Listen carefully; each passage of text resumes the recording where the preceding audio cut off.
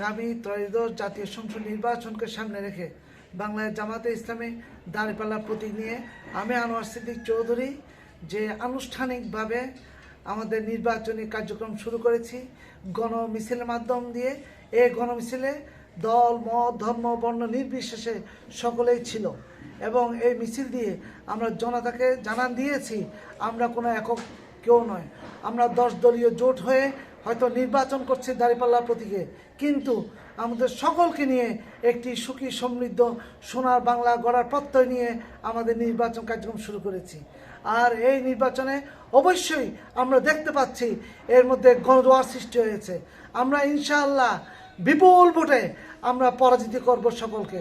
সুতরাং আসুন যে যেখানে আছি আমরা একটি সুখী সমৃদ্ধ সোনার বাংলাদেশ গড়ার প্রত্যয়ে সুখী সমৃদ্ধ চট্টগ্রাম 4 আসন তথা সীতাকুণ্ড 8 বর্ষা থানার গড়ার সমৃদ্ধ একটি থানা এবং উপজেলা গড়ার প্রত্যয় নিয়ে কার্যক্রম শুরুর মাধ্যম দিয়ে বিজয় করে আমরা শেষ করব ইনশাআল্লাহ।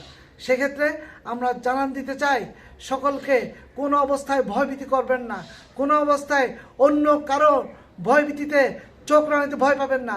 আসুন আমরা সকলে মিলে চাইব আমরা সুষ্ঠু সুন্দর অংশগ্রহণমূলক এবং বর্ণাঢ্য আয়োজনে যে নির্বাচন হতে যাচ্ছে এই নির্বাচনে দাঁড়িপাল্লা প্রতীকে বিজয় হবে ইনশাআল্লাহ।